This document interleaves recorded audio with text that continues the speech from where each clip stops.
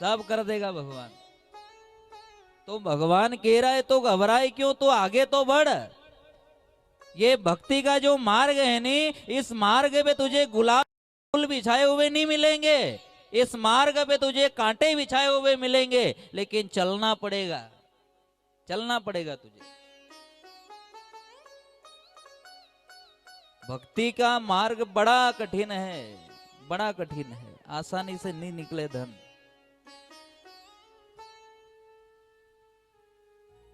चलो धन नहीं निकले तो नहीं निकले, कम से कम मन को तो निकालो, भाव से उसे याद करो।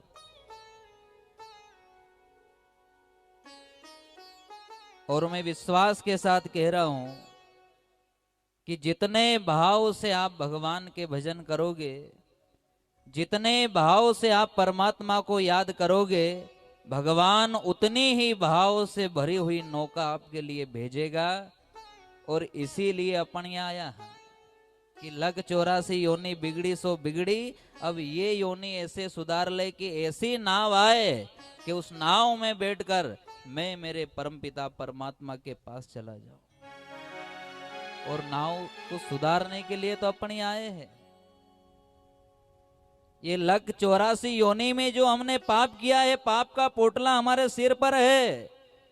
इस पाप को खत्म करने के लिए भगवान ने ये कंचन काया दी कि इस कंचन काया से तू अच्छे कर्म कर, अच्छे भजन कर, इतनी सेवा कर माँ बाप की, साधु संतों की, ऐसा धर्म का काम कर कि ये लग 84 योनि का पाप का जो भार है ना तेरे ऊपर, पाप का जो पोटला है नी, ये पोटला छूट जाए और सब पाप बिखर जाए। लेकिन ये लग 84 योनि का पाप का पोटला तो अपने सिर पे रखा ही है, और यहाँ अपन और पाप कर रहे हैं। कहीं हुई भजन करवा से, कहीं हो ये तो सब गांजा पी जाए, ये तो सब यूं कर ले यूं कर ले।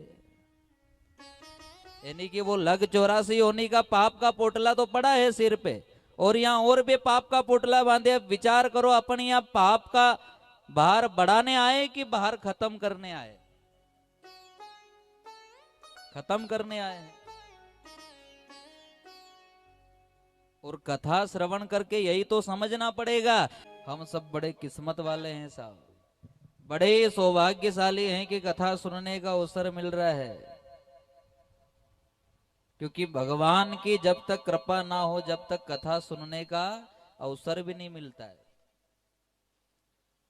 अरे भागवत कथा में बताया है, भगवान कह रहा है अर्जुन से कि हे अर्जुन, इस संसार का व्यक्ति चाहे कुछ भी सोचे, कुछ भी सपने सजो ले, चाहे वो दिन रात कुछ भी सपना सजो कर सोचे कि मैं ये कर लूंगा, वो कर लूंगा, ये कर लूंगा, वो कर लूंगा, लेकिन भगवान कहता है कि अर्जुन होता वही है जो मैंने सोचा है। अपन तो कहीं भी सोच ला कि ऐसा होगा, ऐसा होगा, ऐसा करेंगे, लेकिन वो जो सोचेगा वही होगा। उसकी कृपा जिसके ऊपर है, जिसे वो तारना चाहता है, उसे वो अपनी कथा में खींच लेगा। वरना जिसके ऊपर कृपा नहीं है, तो चाहे पांडाल के पीछे भी उसका मकान है, लेकिन वो मकान में से निकल के नहीं आवेगा और कथा नहीं सुनेगा। क्यों? क्योंकि उसके ऊपर कृपा नहीं है। और जिसके ऊपर कृपा है वो तो साहब वहां आलोट विक्रमगढ़ से भी आ गई। क्यों? क्योंकि वो खींच रहा है कि तू आ जा, खींचे वो, तुझे तारना है, और जिसे तारना है उसके व्यवस्था में वो ठाकुर लगा है। अगर हम उसके भजन में लगे हैं तो वो हमें बहुत से पार करने में लगा है कि मैं इसे पार करूं तो कैसे करूं। और भगवान से यही कहना कि हे गोविंद, मैं भाव से तुझे यही कह रहा हूं कि चाहे कितना भी संकट आवे, चाहे कितना भी दलदल इस माया जाल में मैं फंस जाऊं,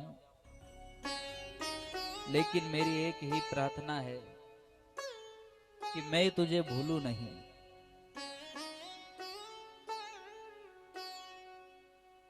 और भगवान से बार बार ये प्रार्थना करोगे तो भगवान कृपा जरूर करेगा।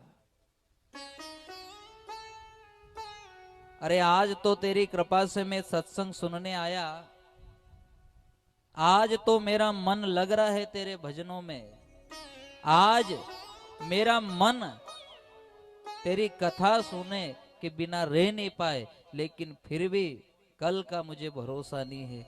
आज तो मैं तेरा हूं और आज मेरा मन मान भी नहीं रहा है कि बस तेरे भजन करूं, खूब नाचूं तेरे कीर्तन में, तेरे सत्संग में, लेकिन कल का भरोसा नहीं है।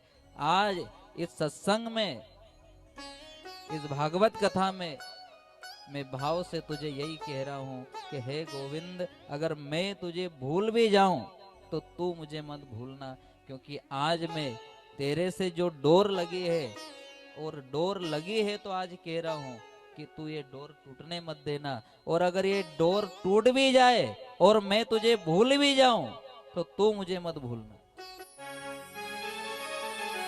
और भगवान से जब भाव से कहोगे तो भगवान दया जरूर करेगा, क्योंकि भगवान के वहां देर है पर अंधेर नहीं है। भगवान के यहाँ देर है पर अंधेर नहीं है, वो आएगा जरूर, वो कृपा करेगा जरूर।